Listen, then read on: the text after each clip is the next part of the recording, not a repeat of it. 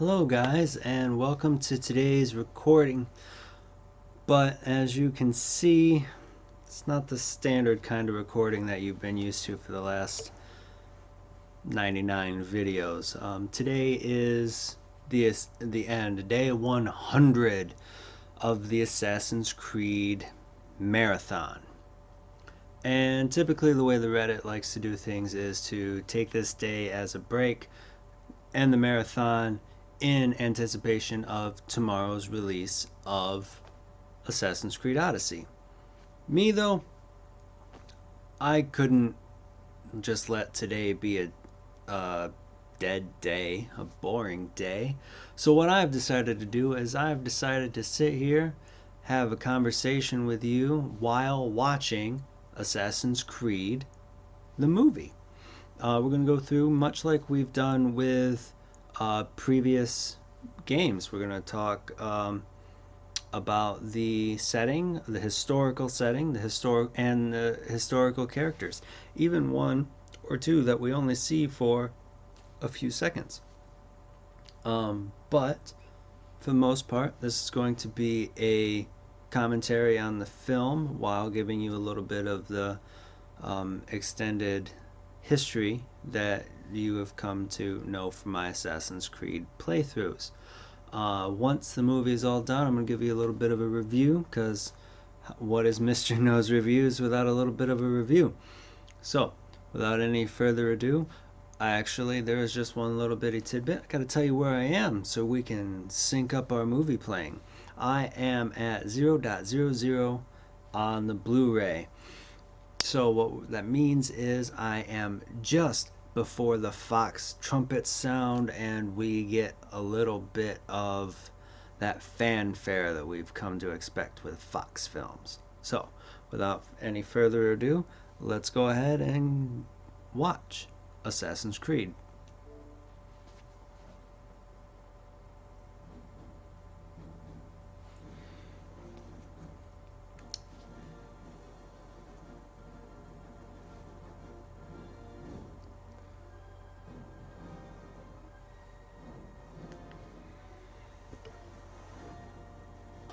Glad I remembered something to drink this time. This runtime would be murder.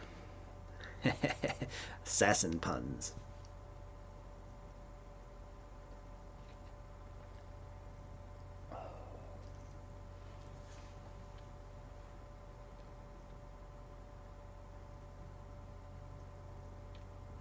Fairly certain this is the first movie based on a video game from Ubisoft, but I'll read the opening crawl to you though. For centuries, the Order of the Knights Templar have searched for the mythical Apple of Eden. Like there's really only one. They believe it contains not only the seeds of man's first disobedience, but the key to free will itself. They find the relic and decode its secrets. They will have the power to control all freedom of thought. Only the Brotherhood, called the Assassins, stand in their way. So yeah, it's a bit odd to think that the movie is framing the apple as only being one, when we know through the lore of the games that there's at least six, maybe seven. Yeah. And then we start with the assassins honing their blades. And this is 1492, so we are in the Spanish Inquisition. I'm not going to read all the subtitles. I do enjoy that they decided to keep the Spanish Inquisition parts Spanish speaking. So I like that aspect of the movie. Juras honrar a nuestra orden en la lucha por la libertad, defender a la humanidad de la tiranía de los templarios y preservar el libre albedrío. Lo juro. Si la manzana cae en manos de los templarios, destruirán todo lo que se historia. Protesta, silencio, nuestro derecho a pensar libremente. Júrame que sacrificarás tu vida y la de todos los egipcios ahí para que no lo pongan. Sí, Mentor.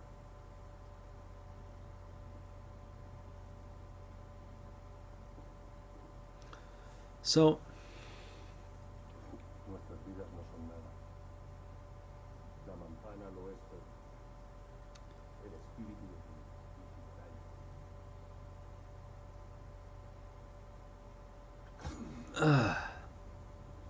they took his ring finger. And we know that this takes place in Spain at the same time as Assassin's Creed 2 takes place in Italy. So I don't know if it's a different brotherhood that they wouldn't take.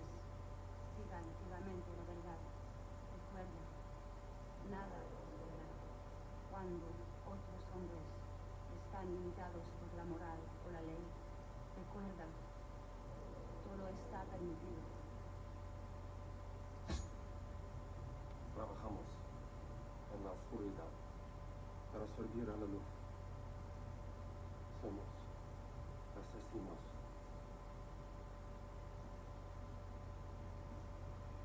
Surprised he didn't pass out from blood loss, which looks like he's about to, but anyway, talking about the ring finger being removed. So we know that the Ezio, and I don't remember if the other bands in his brotherhood, if they lost their finger or not.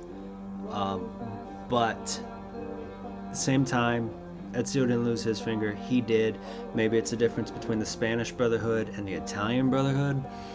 But I thought that was a very interesting choice for this film. As same with all of these eagles. But let's talk about the Spanish Inquisition real quick. Officially, it was known as the Tribunal of the Holy Office of the Inquisition, and it was established in 1478 by King Ferdinand and Queen Isabella, intended to maintain Catholic orthodoxy within their kingdoms and replace the medieval Inquisition. That was under papal control. It would become the most substantive of the three different manifestations of the wider Catholic Inquisition, along with the Roman and the Portuguese. Spanish is the Spanish Inquisition is defined broadly as perpetrating within Spain and its colonies and territories. Originally, it was intended to identify heretics among those who converted from Judaism and Islam to Catholicism. The regulation of the faith of newly converted Catholics was intensified after royal decrees that were issued in 1492 and in 1502. These would order Jews and Muslims to convert or leave.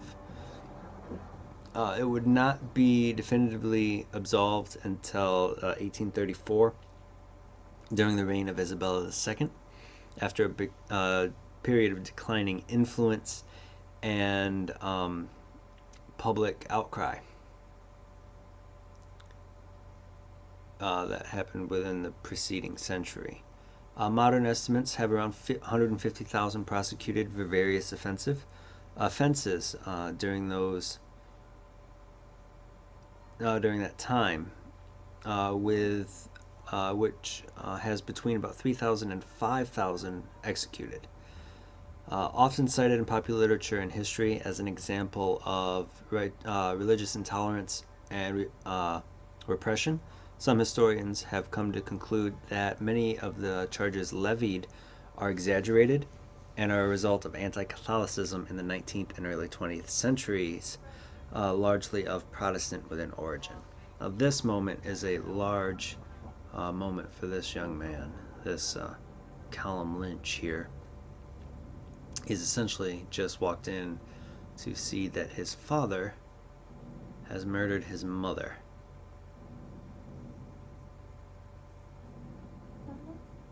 And he's confused.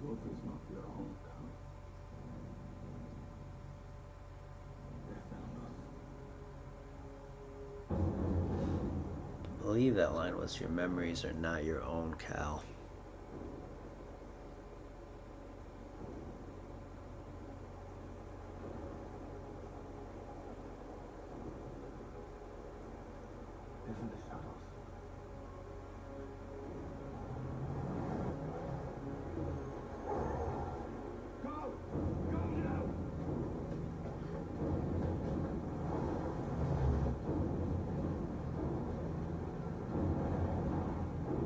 Nobody saw that boy running across the top.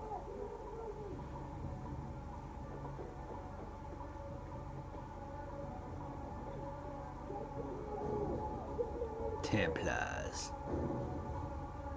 And the amazing Jeremy Irons.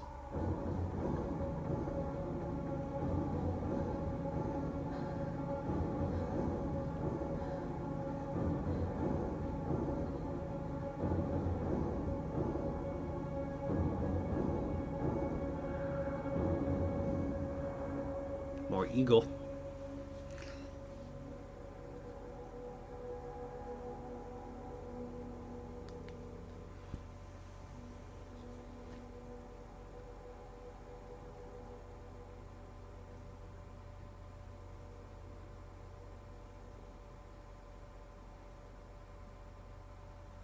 Wonder what he's drawing with. But as you can see, he's now in prison.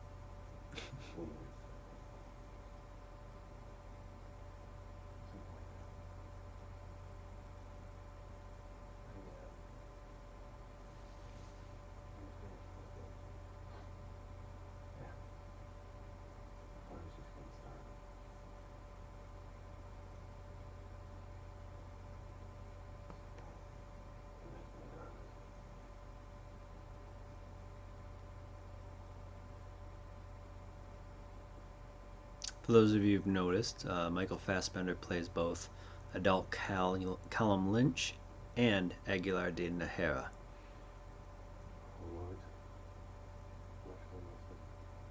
And he seems annoyed.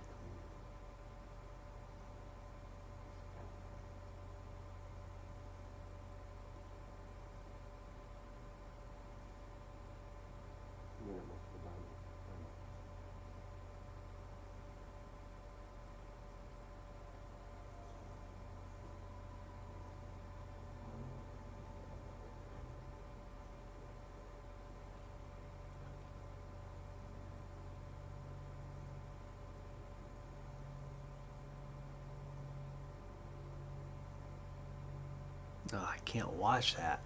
Needles bug me.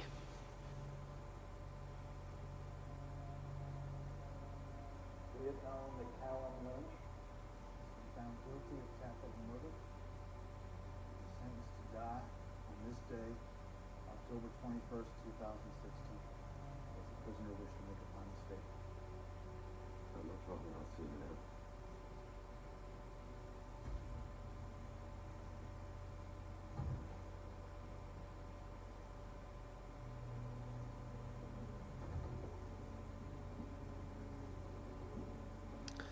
He's got the fear. Fassbender's an amazing actor when you really look at it.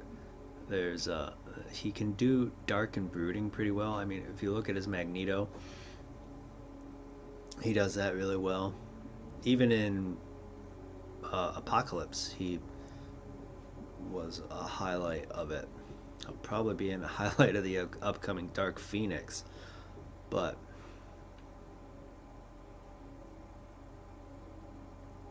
yeah.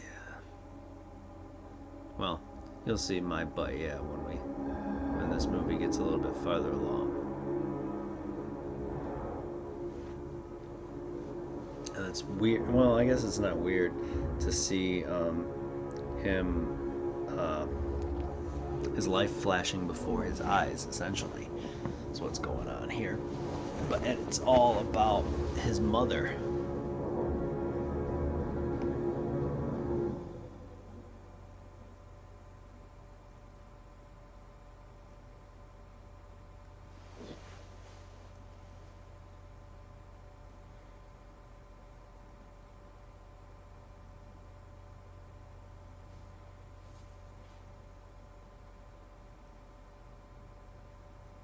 My name is Dr. Sophia Watson. 6 p.m. yesterday evening, we were executed without death. And so far, does anyone in the world know what for? You know,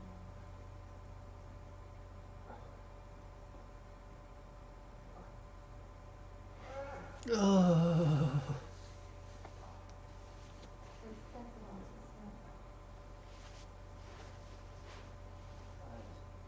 what you're feeling right now is normal. If you hope. I feel so.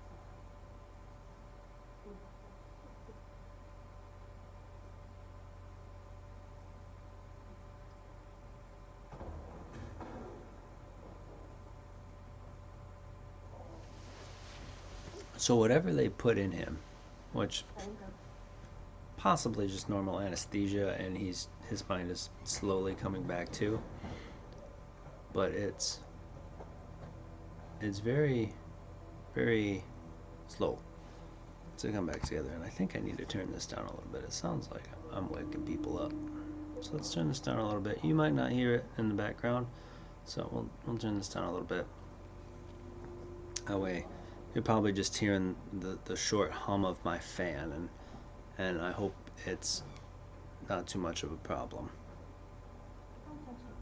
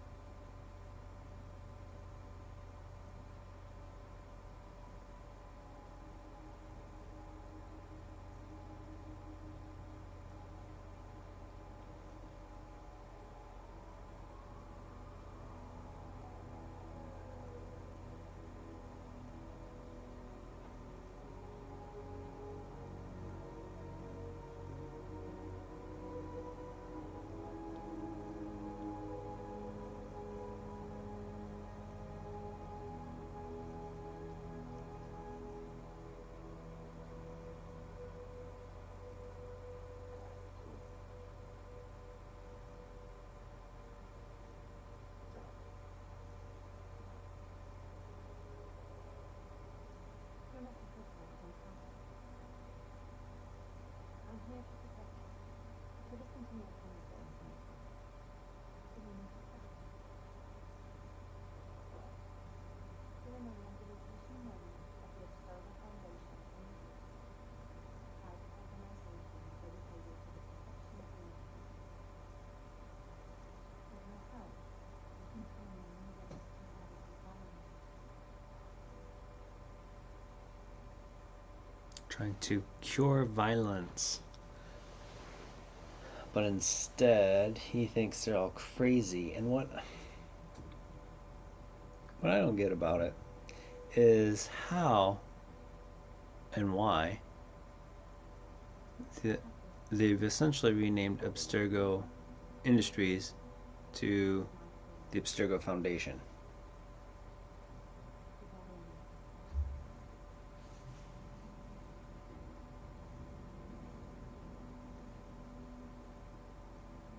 Are the blades prepared? Right here. Can you confirm the covenant? The logs are idle. The cover is bags. What are these? The fuel final preparation. Our regression, Andalusia, 1492. Record everything.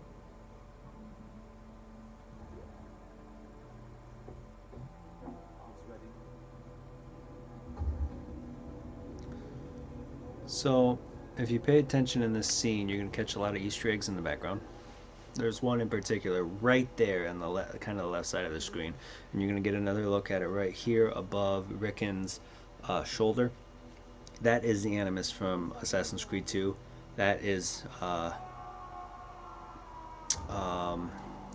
Rebecca's baby, the Animus 2.0. But here, I think this is Animus 4.0 that they're using, and I get the idea behind it, but I don't know why they need the ancestors' hidden blades. It's kind of weird to me, because for what the Animus does, he doesn't need the hidden blades at all.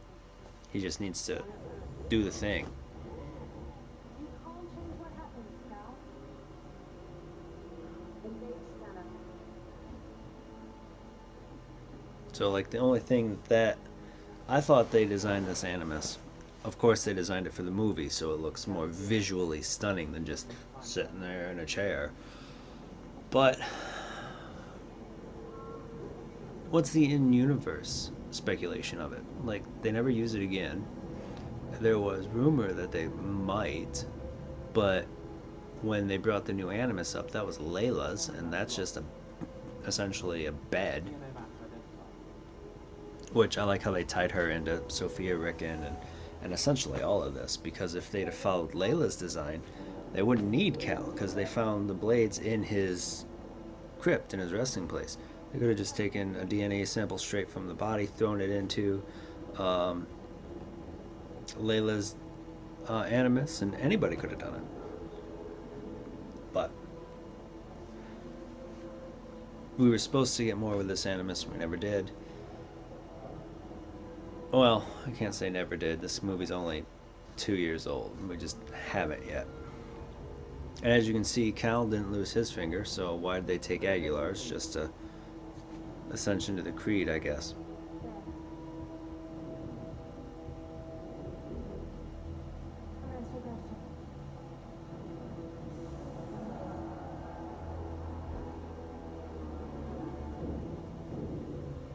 And they use the eagle and the eagle vision between when you go back into time, and at points is weird. I like it, but it's kind of weird.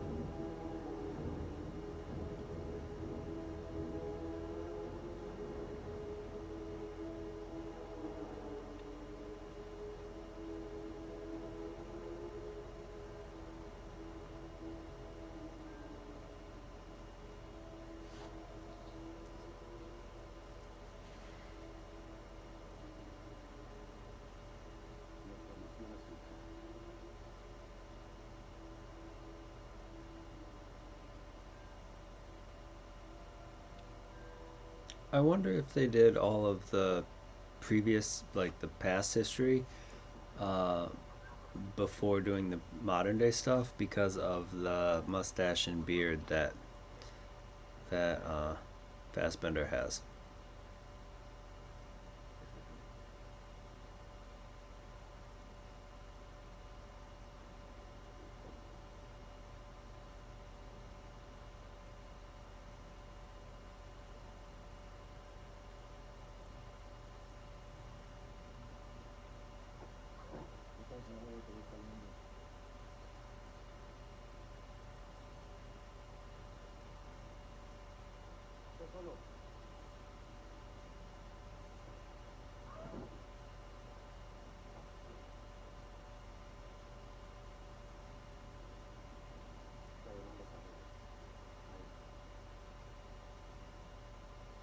Contad a su familia que lo lea.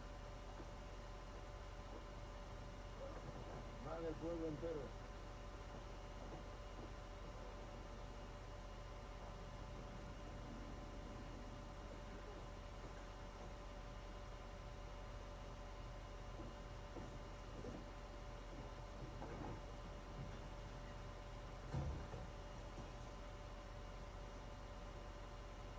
Con el príncipe de Granada como rey. Padre Cristal entregará a su ciudad por su rey, el último refugio de los infieles. Dios castigará la herejía de su pueblo. Por fin, España tendrá un gobierno templario.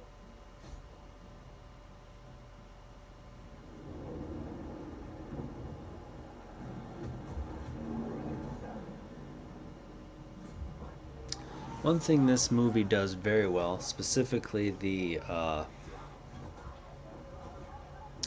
past, is the action sequences. So the prince here, who they're talking about, I don't know which one it is, because his father, Muhammad XII of Granada, had two sons whose names I don't remember right now. So right now, let's talk about their father, because the father does show up, but he does not stay for long. And at that point, there's a few number of people to talk about. So Muhammad XII of Granada was born sometime around 1460. He'd become the Sultan of Granada as a result of not only court intrigue, but also of civil unrest in 1482.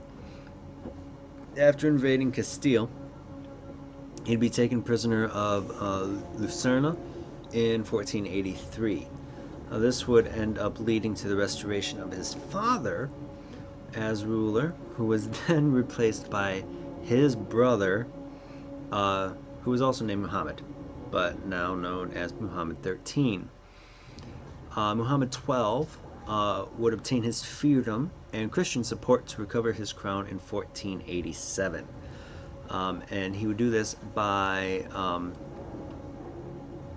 consenting to hold Granada as a tributary kingdom under the Catholic monarchs. The Catholic monarchs are Queen Isabella and King Ferdinand of Spain. Well, we call them of Spain, at least I've always called them of Spain from a little kid, but they're more of different kingdoms, and we'll get to that later when we talk about them, because they show up for a brief scene.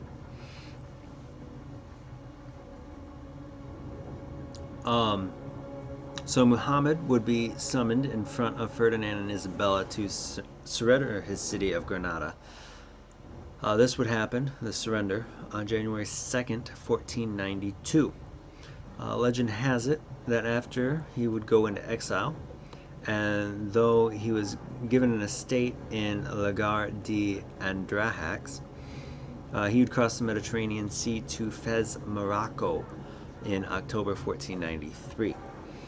It was also reported by a 17th century historian by the name of Al-Magarai that Muhammad would eventually settle in Fez, where he would stay until his death in either 1533 or 1534, aged around 73.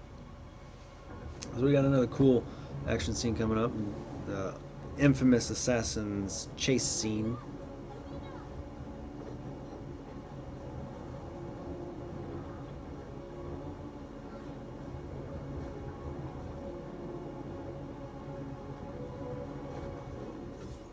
Not quite sure why they did it that way.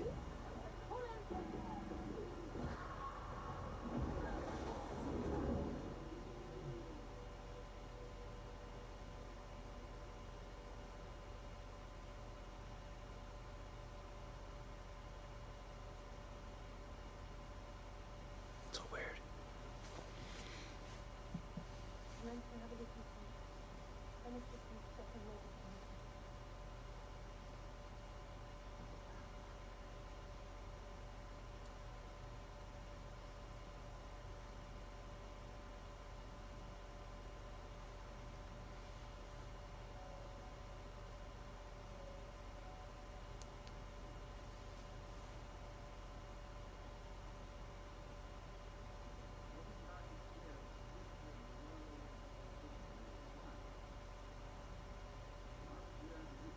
Templar flag, probably a callback to the first game. There's so much Templar stuff here, and I wouldn't be a bit surprised if one of those swords is the Sword of Eden that Joan d'Arc had,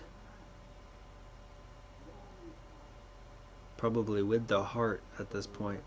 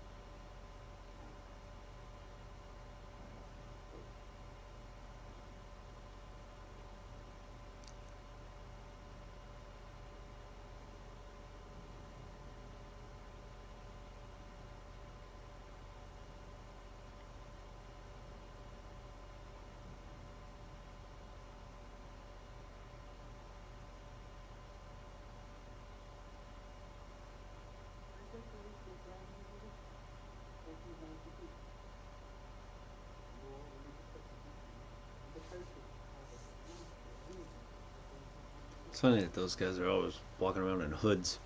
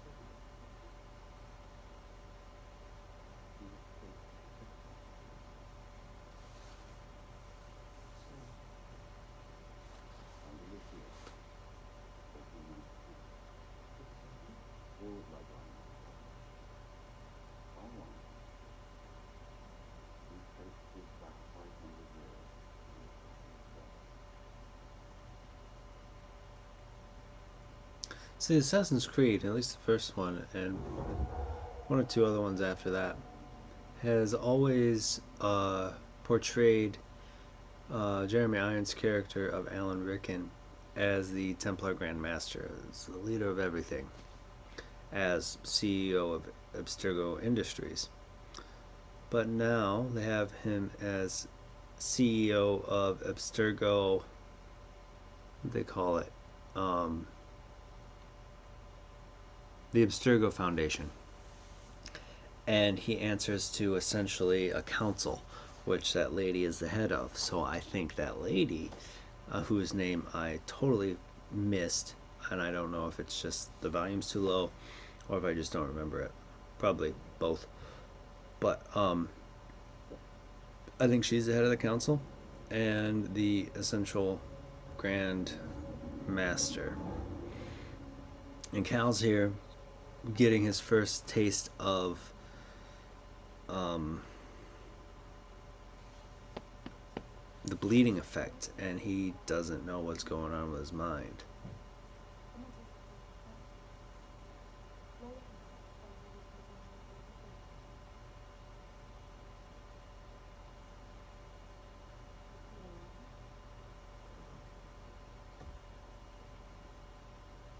Stand down and have this.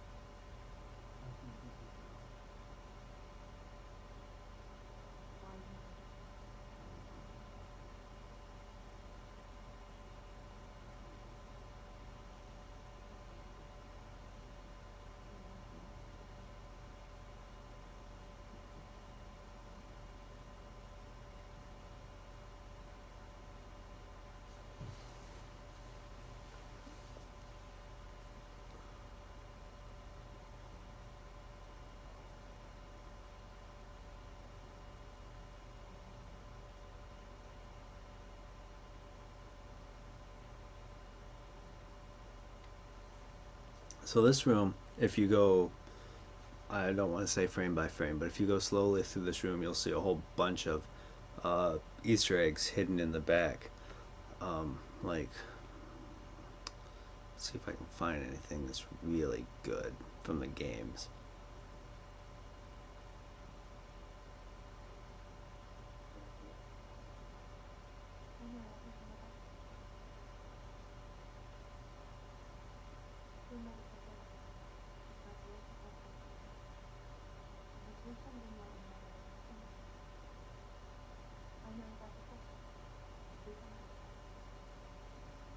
Louisiana, USA, a hidden blade. We found evidence. And when you were arrested, your name was changed. Well, the summer you were arrested, there was a message taken. Tomás de Torquemada and the Black Knight in the Inquisition. I would ask you to do something first.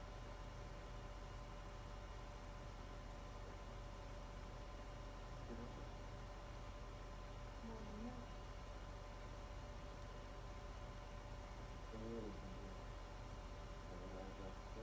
Your oppressors, tyrants, robbers, and secrets, all born with the predisposition to crime.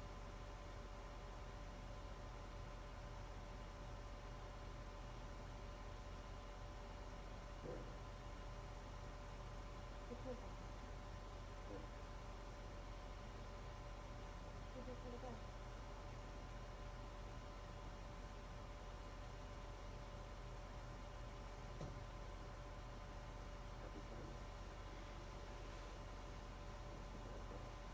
I really don't see any Easter eggs that are pretty cool. Like, I know the hood is supposed to be from someone, but for the life of me, I don't remember who it is.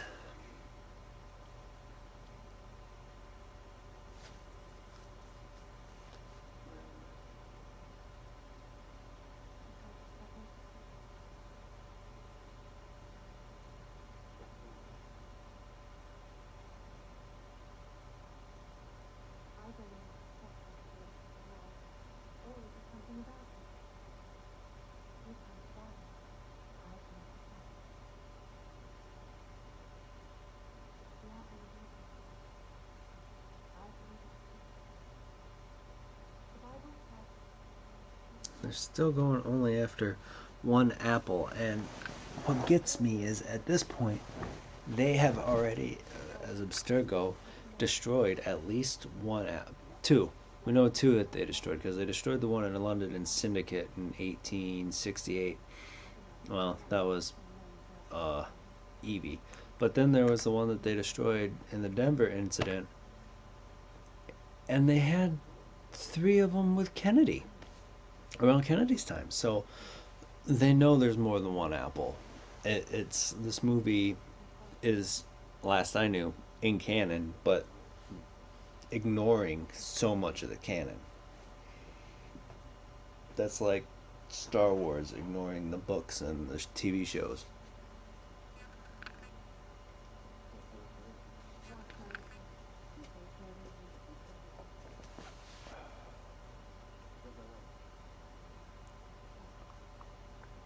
no. Listen.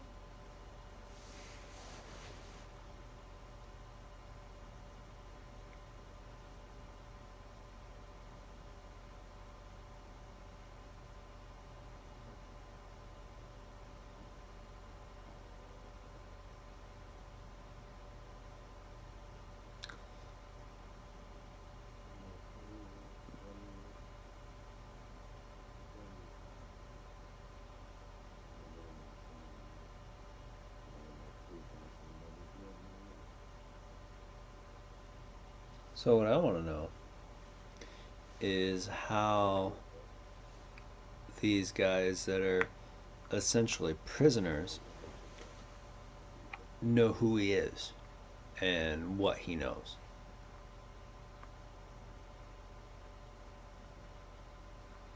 Let's not get too mysterious. It's an open wound if we do recommend it.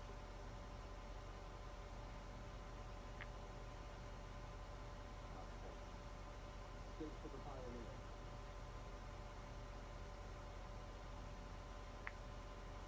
And you. They call me Mister.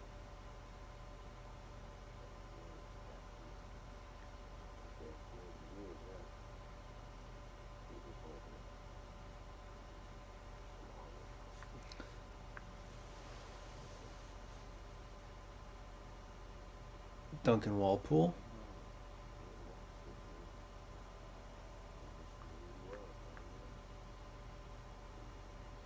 Xiao Jun.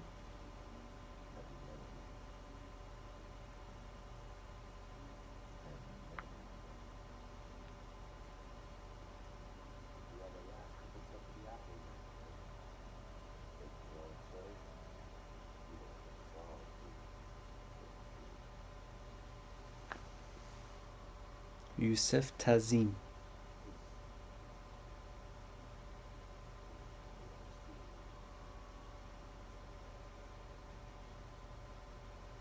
And he's confused.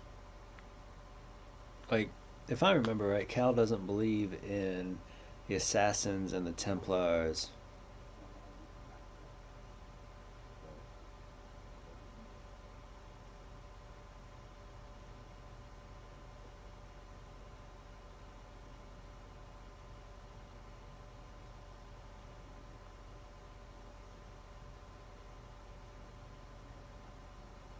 See?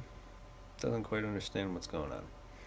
So if we take a minute and talk about the ancestors. Oh, this is actually rather important. So we'll wait to talk about the ancestors of the people that we just met.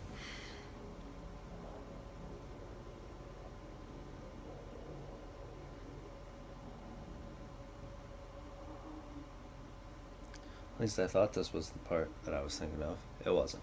Alright, so Baptiste was in Assassin's Creed 3 Liberation.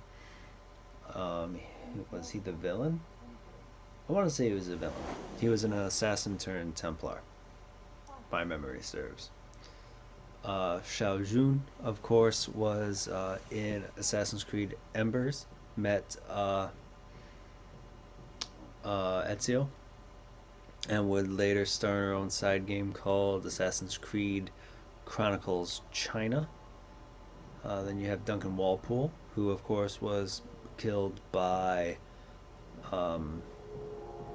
Edward Kenway as he was trying to defect to the Templars. And that leaves us with the one we know best, Yusef Tazim, who of course was Ezio's guide in Constantinople in Assassin's Creed Revelations.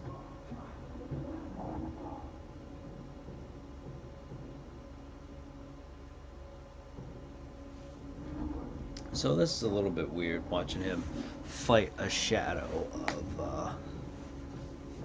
of Aguilar. And then these guys come in and he just totally wrecks them. It takes like 5 of them to take him down at least. It's crazy.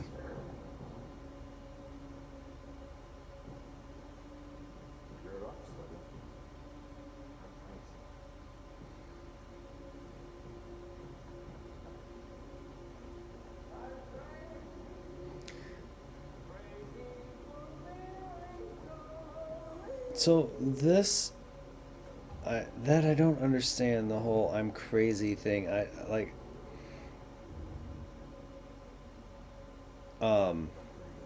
like he's trying to get him to believe that he's crazy, or he thinks that he's crazy. I I'm not certain what they're trying to do there. I think he thinks he's crazy, so he's just doing silly things.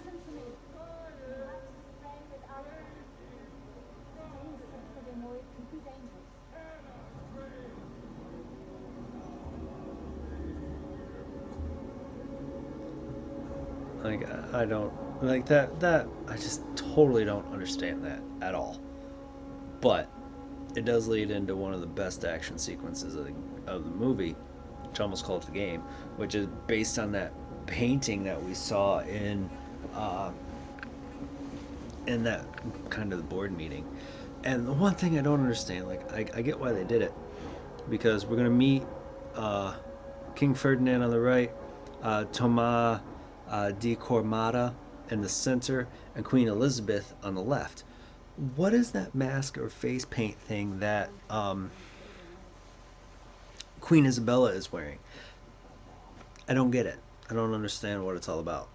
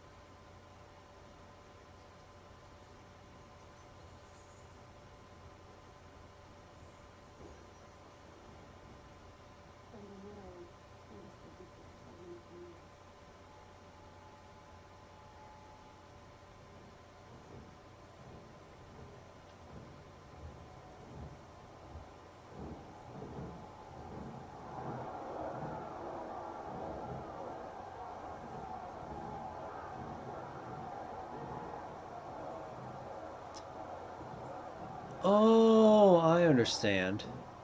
Uh, It's about why they needed the gauntlets and finding his tomb and then an ancestor. I'll explain a little bit later on why on that little epiphany that I had.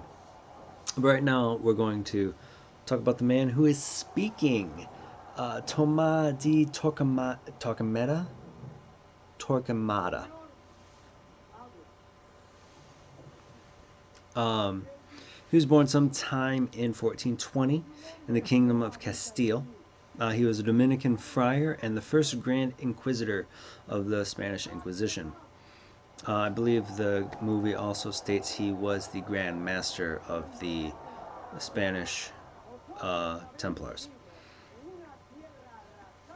He was close friends with Queen Isabella when he was a prior of the monastery of Santa Cruz in Segovia.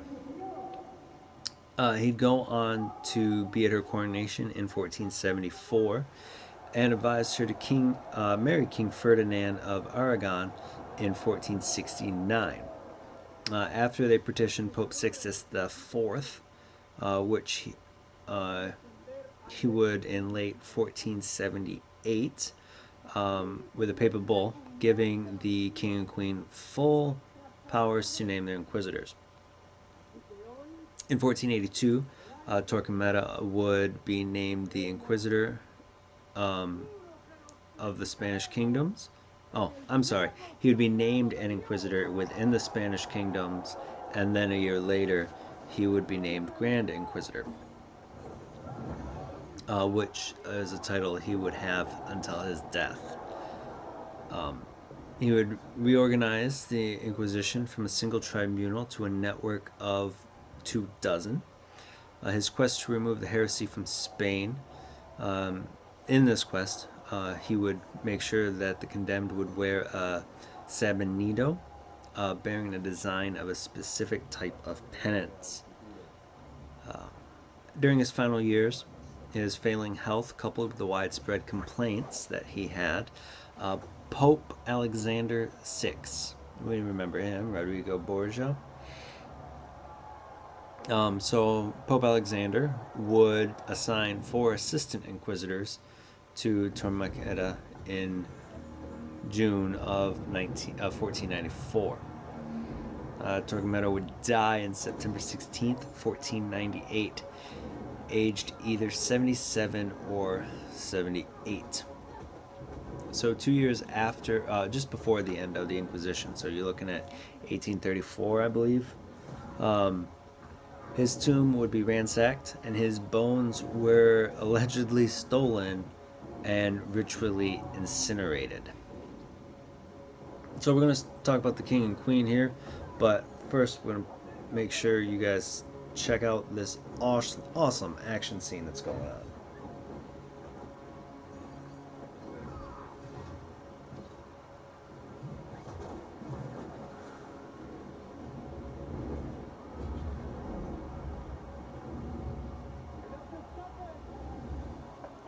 I believe the mentor is dead now.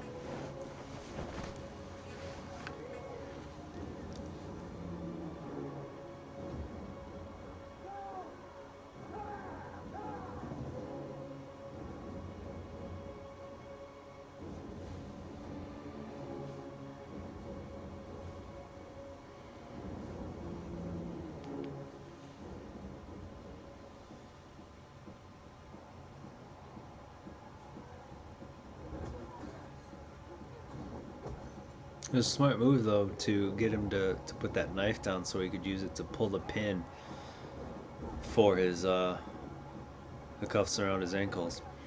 And they do amazing parkour through here. I'm glad that they found a way to keep the one of the key things of Assassin's Creed was the parkour traversal. I could do without some of the first person views here, like that, and I could do without the transition of showing Cal within the Animus, because that's kind of redundant in my opinion. I think he's just It's just something that's not needed.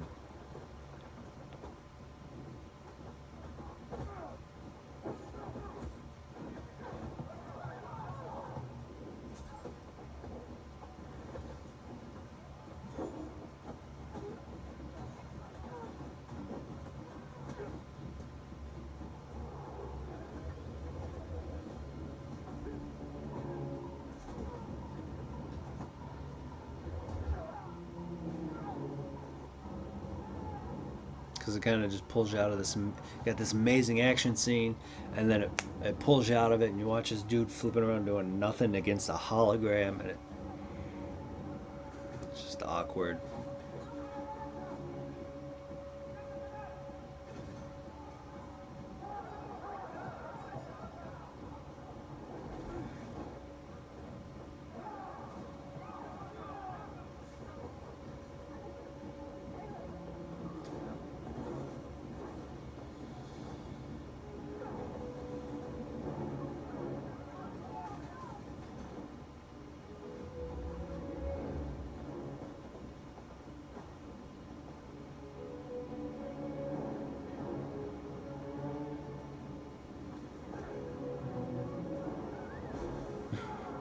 Classic landing in a hay bale.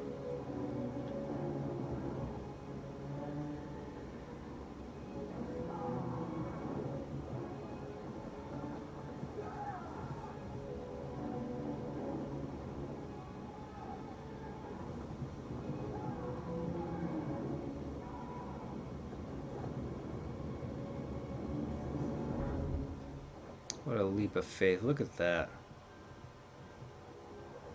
How did he get that horse up there?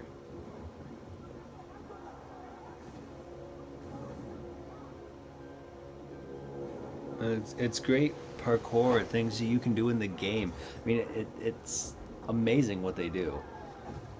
Poor CGI aside.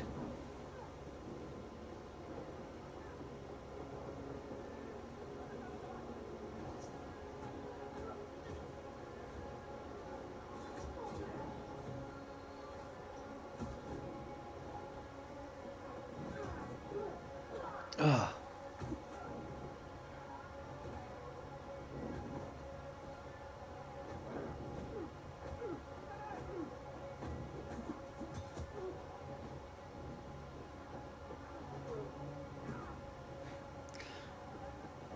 elbow a guy in your back on your draw.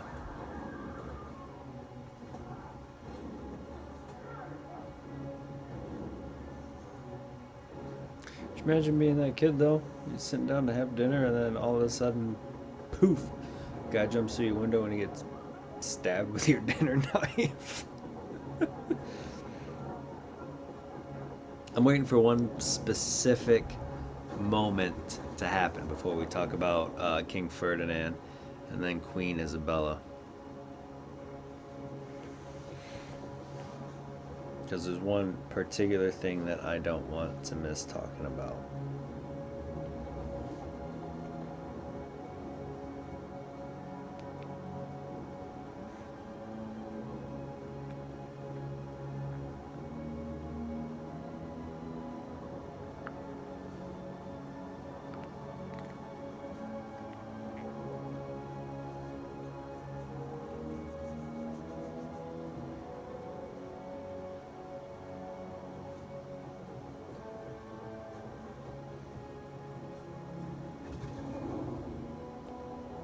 And that's this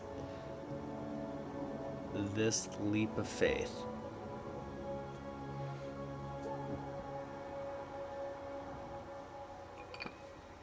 Now, while it appears that most of the scenery, especially that part, is CGI, and the sudden desynchronization based off the I'm so crazy has caused some issues. But the jump off the building, it was actually a practical stunt. They took a boom lift up 120, I want to say 126 feet, and jumped into a massive airbag. His stunt double was pretty crazy to physically dress up like Aguilar and jump off that boom lift. It absolutely crazy to me.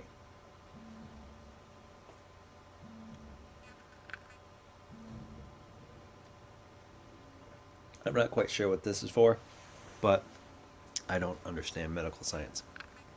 So, let's talk about King Ferdinand. He was actually King Ferdinand II of Aragon. He was born March 10th, 1452, and he would marry Isabella of Castile on October 19th, 1469. This, of course, would come with a strict prenup, which for the short term is a prenuptial agreement. Prenup is the shortened term for prenuptial agreement. So when Isabella's brother, King Henry IV, died in Madrid, Ferdinand would become the de jure ex Rosis. It's Latin. It's I don't know. So this term he gathered when Isabella was crowned Queen of Castile and Leon on December 13th, 1474. This basically gave him the term king, without basically king through queen. And this is actually important. This necklace. It was his mother's, and it was very important to him.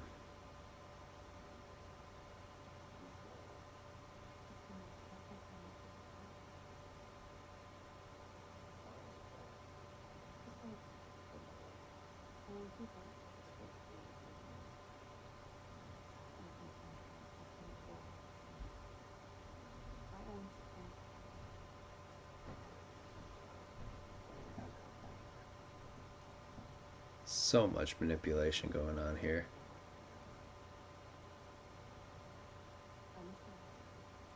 But Courtier is doing a fantabulous. She's a great actress. What can I say? So, back to King Ferdinand. He would go on to succeed his father as King of Aragon in 1479. Isabella and Ferdinand would then go on to conquer the Nasrid dynasty of the Emirate of Granada, which is kind of what we're seeing here. That emirate was the last Islamic Al-Andalus entity on the Iberian Peninsula, and they did the conquering in 1492. After a war with France, he'd become King of Naples in 1504. This would reunite Naples with Sicily permanently, and actually for the first time since 1458. After Isabella's death on November 26, 1504, the crown would pass to their daughter based on the prenuptial agreement and Isabella's last will and testament. 4 years later, though, the death of Joanna's husband, Philip, and her alleged mental illness led Ferdinand to be recognized as regent of Castile starting in 1508. He would keep all these lands and titles until his death on January 23rd, 1516, aged 63. So we got another big character moment here, talking to Alan Rickon, who is, of course, another manipulative man, much like his daughter, but it lets you see Jeremy Irons hard at work, who is amazing.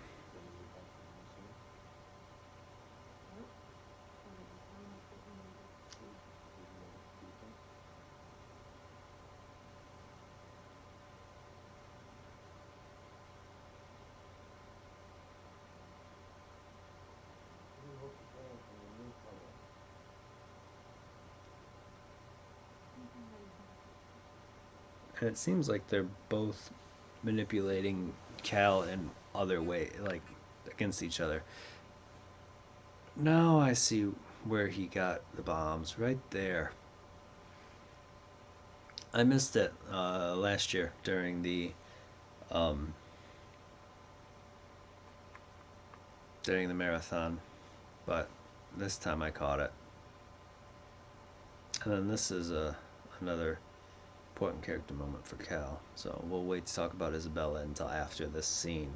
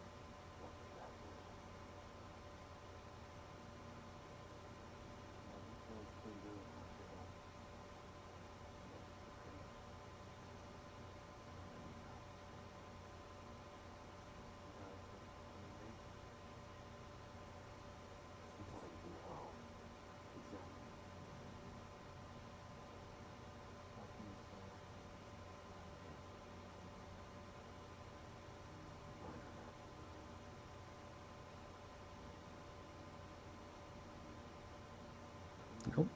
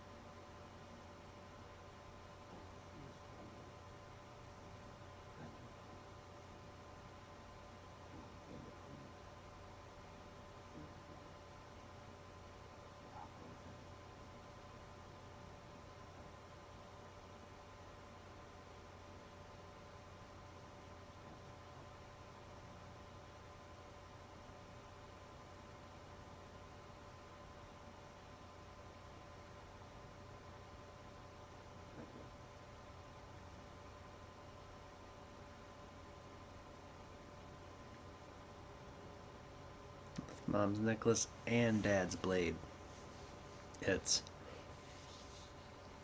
He made a comment about destroying him and his creed. It's wow. So let's talk about Queen Isabella. She is the Isabella I of Castile, and now we see the assassins trying to kill Cal so they can't get to the apple.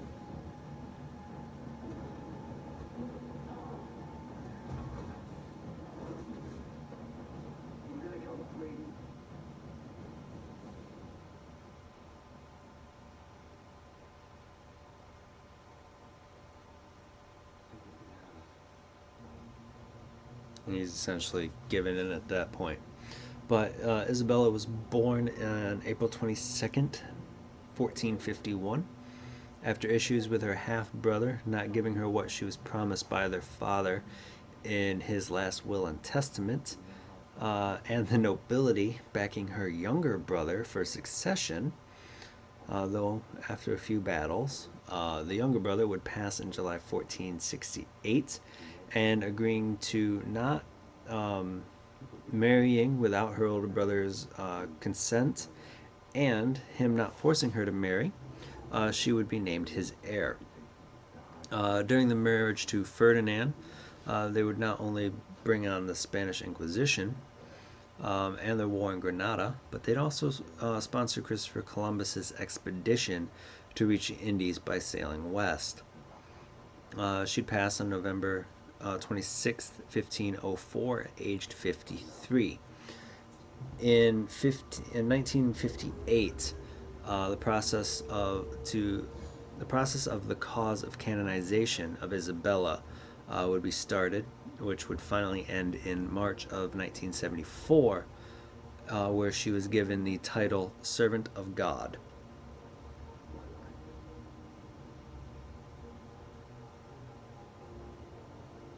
For those of you who ignored me and actually watched that scene with the security guard, he had a very interesting concept about why he respects the assassins and their creed, and that last back and forth with Sophia about it being her life's work to find the apple and it being his life was a pretty interesting one.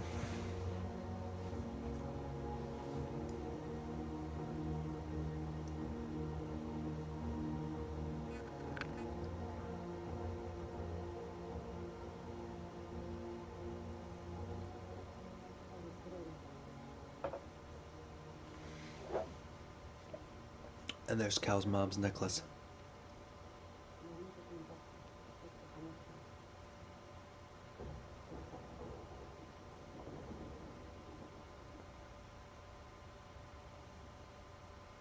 The fact that that necklace survived in the bloodline for over 500 years is amazing.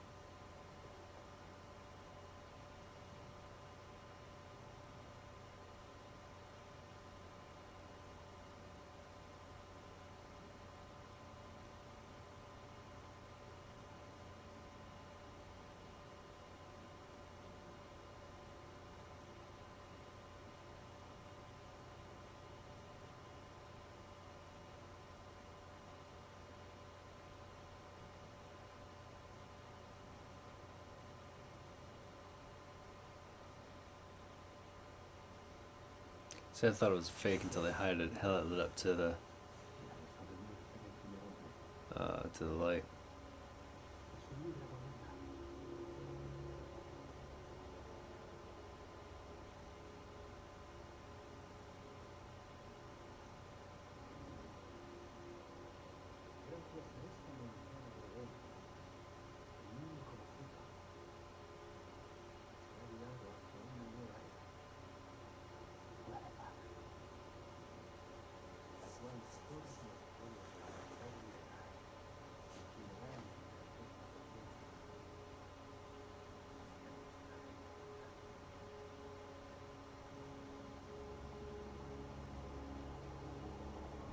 Yeah, it's funny because they smoke bombs.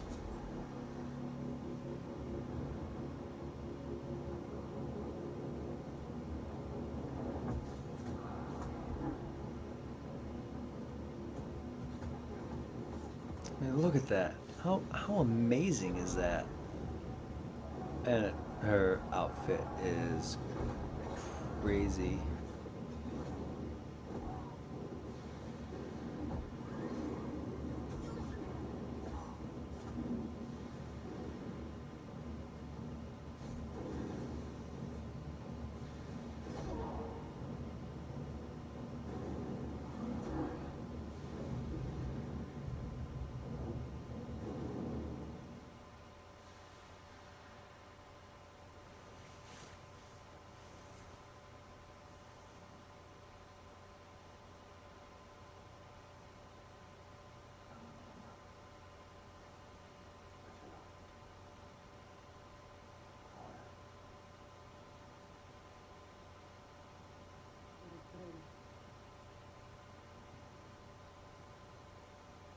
And then this is clicking into Cal's head about his dad and his mom.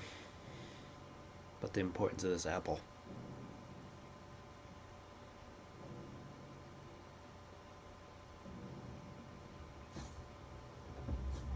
Because she is.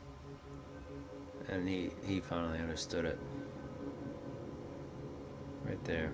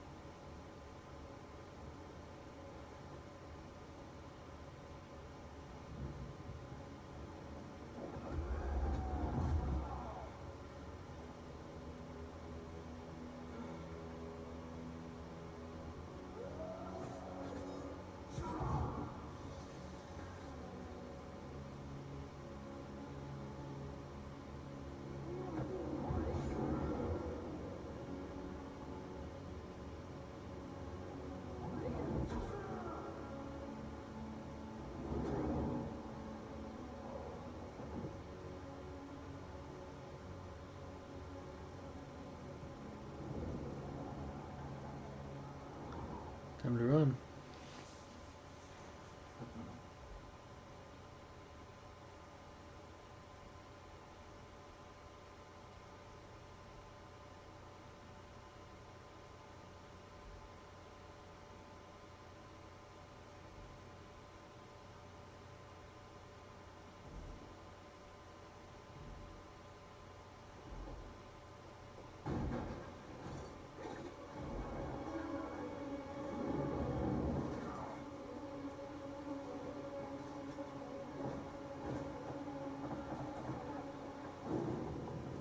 He got lucky, didn't he?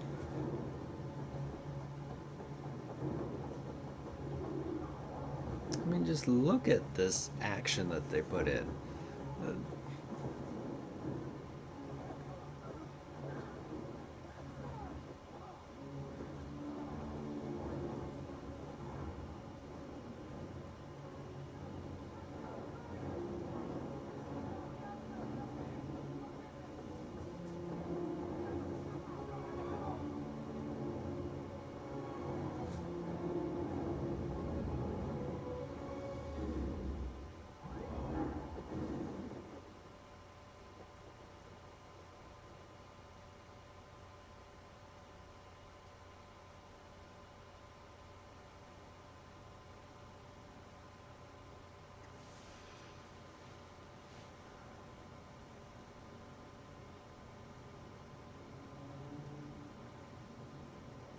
Se acabó.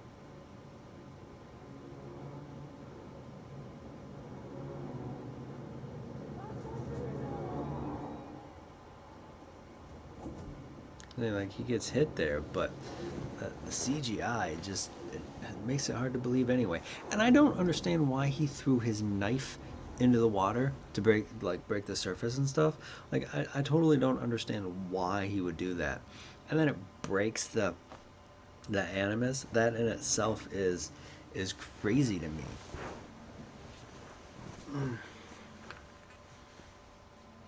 Like how? And then he ends up in this hero pose, this hero position. That's crazy.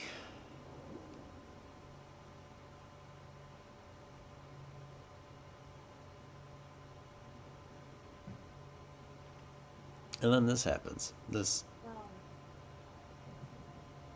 It looks like a military fort.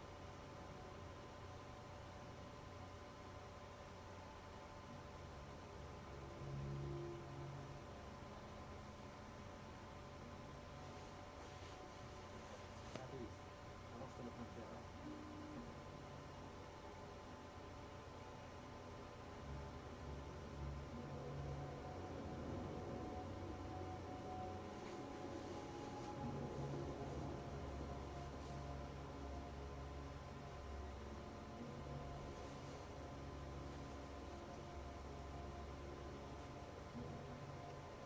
we're gonna talk about that man.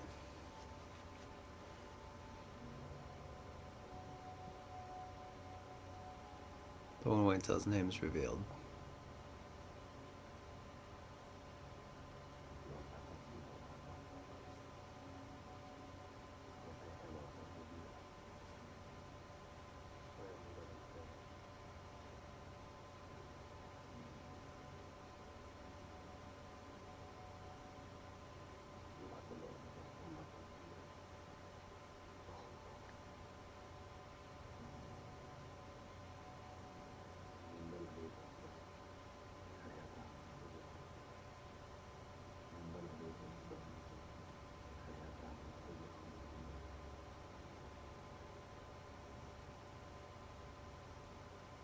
What is it? Translation.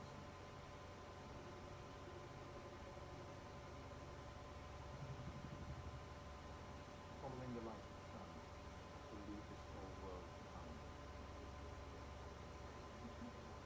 Christopher Columbus. He was an Italian explorer, navigator, and colonist who would go on to complete 4 voyages of the Atlantic Ocean for King Ferdinand and Queen Isabella.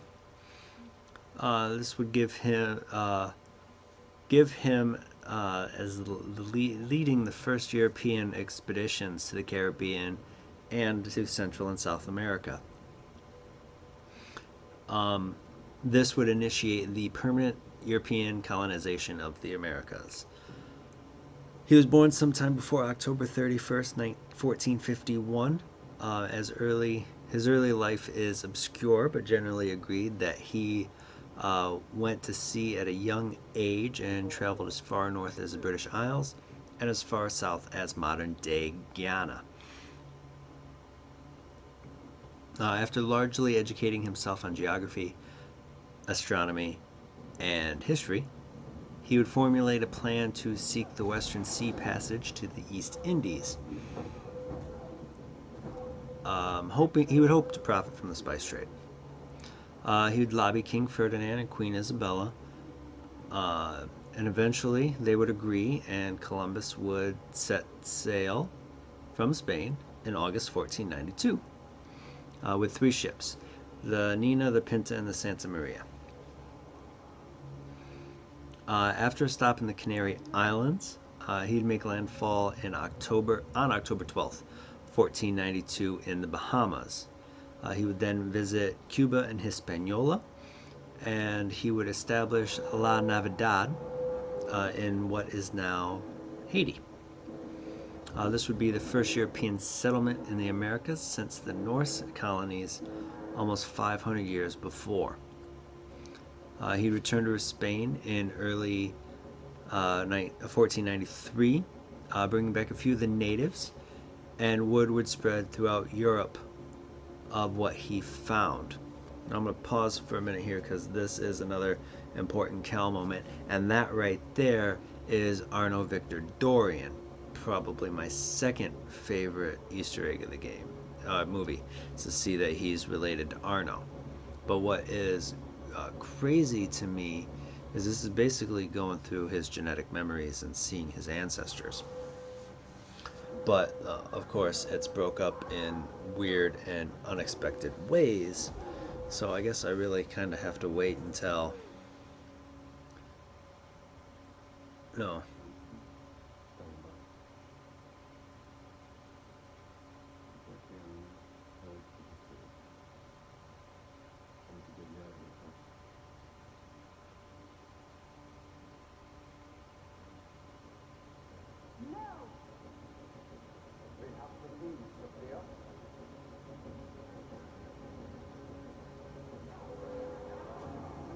So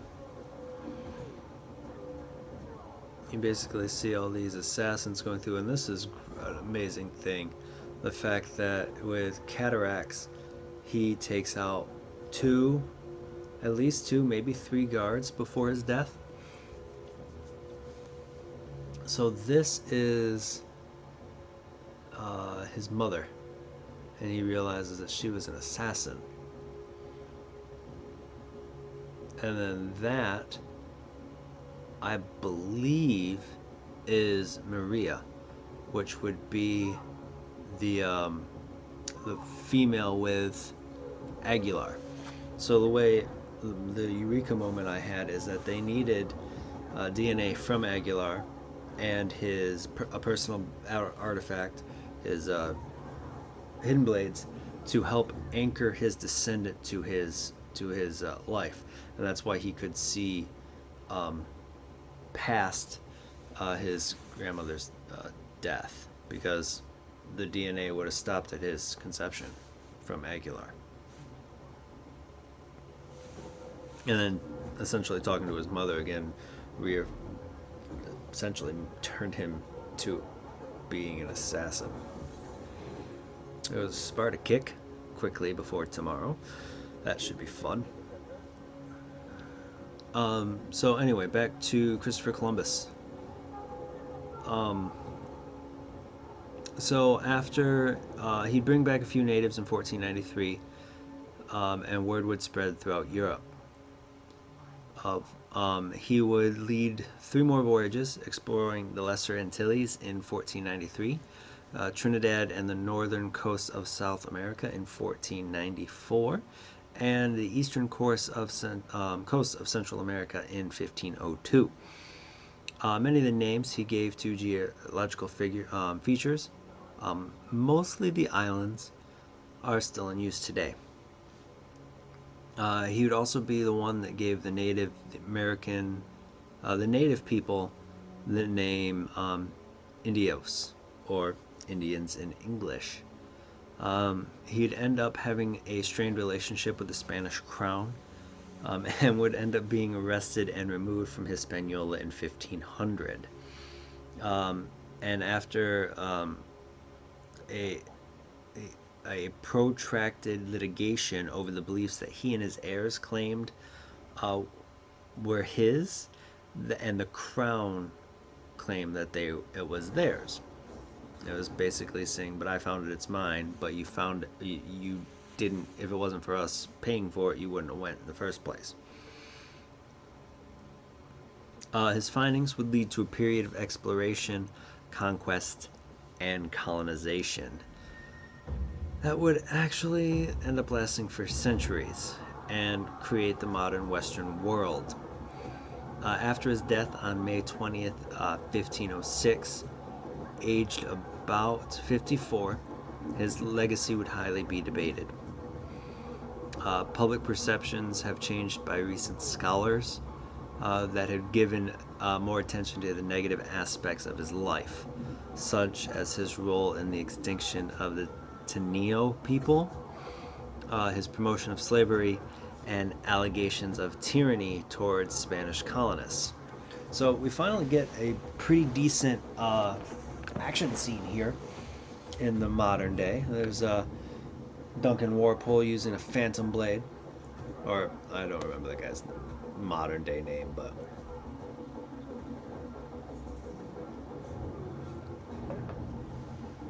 but for them to use these ancient weapons is actually pretty cool. And I think 3 of them survive. The Baptiste, I didn't realize she was using the rope dart. That's crazy. There is so much for fans of the series to really get into. Like, she even uses Shao Jun's foot blade. You see it in one of the little hidden aspects. And I don't think he could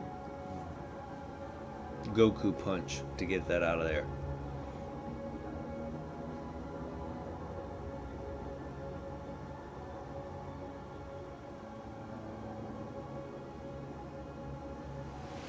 Alright, we're almost there.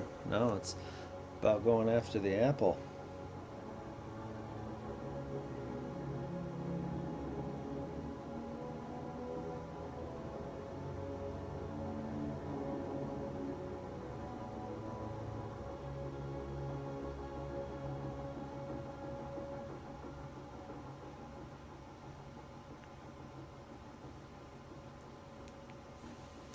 I think they're in London. I'm not quite sure where.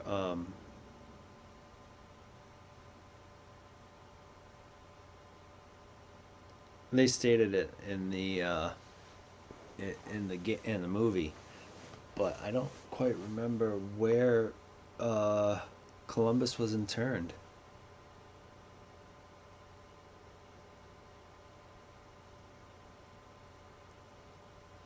And the fact that they had enough resources to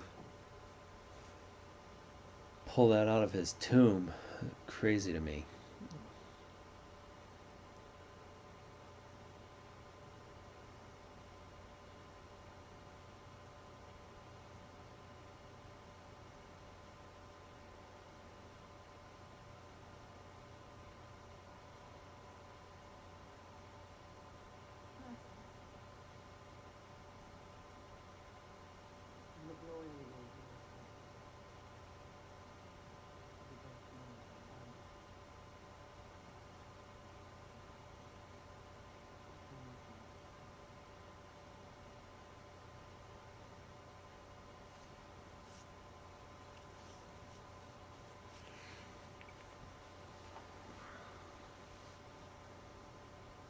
Now this I'm fairly certain is London.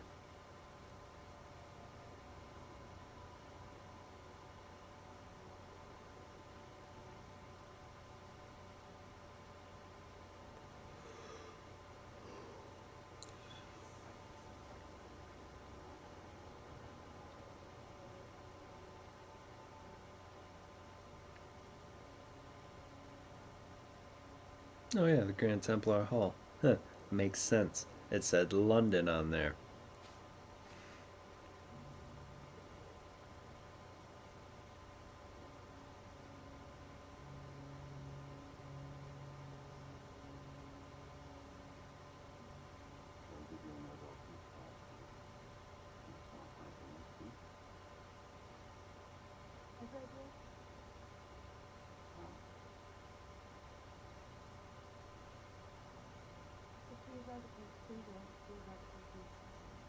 The cancer that has menaced the scientific for centuries.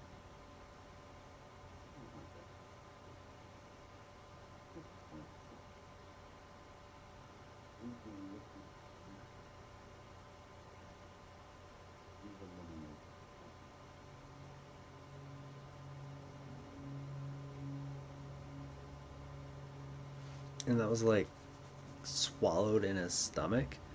It's crazy to me. And you just see him basically build a hidden blade on the fly.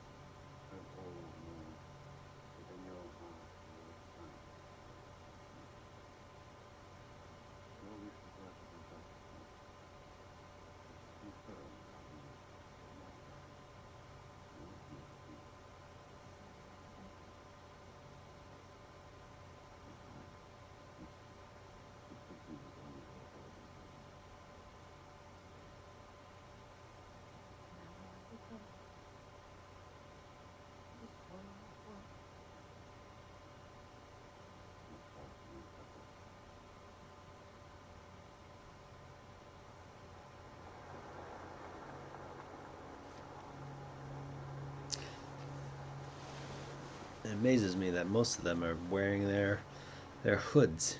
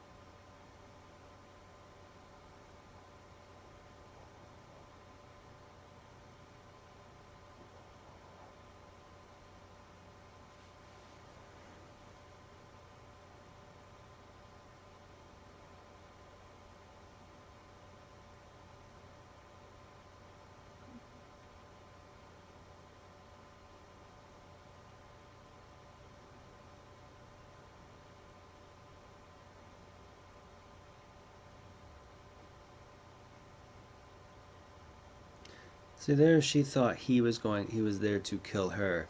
It's very reminiscent of Pearl Attaway in Assassin's Creed Syndicate, where she knows that he's an assassin, but the assassin doesn't realize she's a Templar. Like, I don't know if he spared her out of sympathy or didn't realize that she was Alan Rickman's daughter and is a Templar.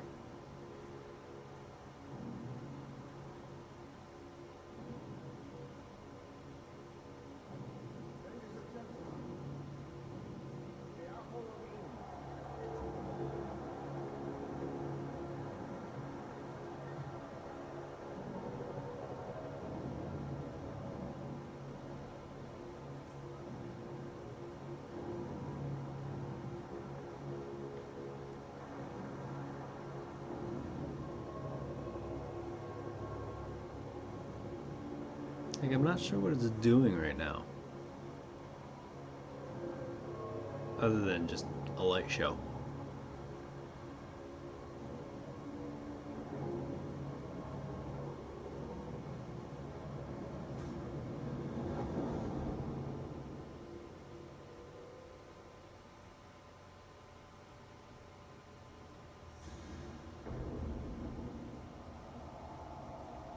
The fact that he got that close and she was just like, I don't know what's going on.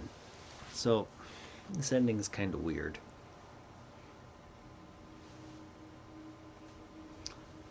Like, she didn't expect her dad to die.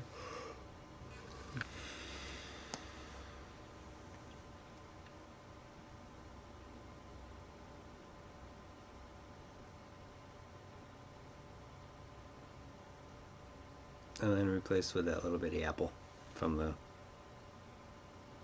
steak.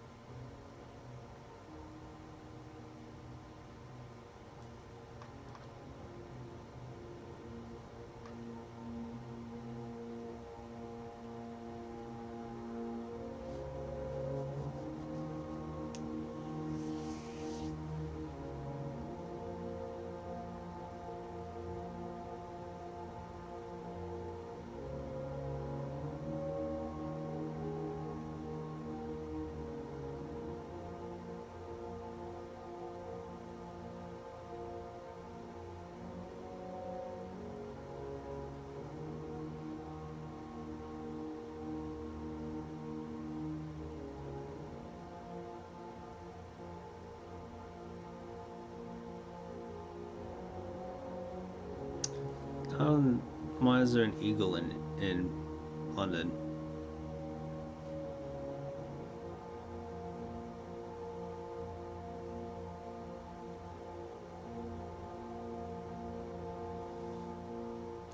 So, there it is. That's Assassin's Creed. And it's a very interesting movie. It's basically a movie of two parts. You have your modern day storyline and you have your historic storyline. The modern day storyline is kind of hit or miss. There's good acting from Brendan Gleeson, from Jeremy Irons, Coltyard, and Fassbender, they're all right in the modern day. I just feel like we spent a little too much time there. They didn't know exactly where they wanted to go with Cal. It felt like um, because he didn't he had a clear arc though. He didn't want anything to do with it. He was a murderer. Well, I guess he stayed a murderer. He was still an assassin, but he wanted nothing to do with the assassins. He wanted to tear them down. And then once he realized his mom was basically killed himself in her conviction, and then another of his ancestor killed herself with her conviction to the creed, kind of just tied it all together. And then they left it, the modern day, wide open to a sequel, which will probably never come. We will probably never see anything with these characters again. Though, if I had to guess, most likely we would see a novel, because the video game, and I would say the comic books as well, they'd have to license out the actor's likeness. At least I would think that's how it would work.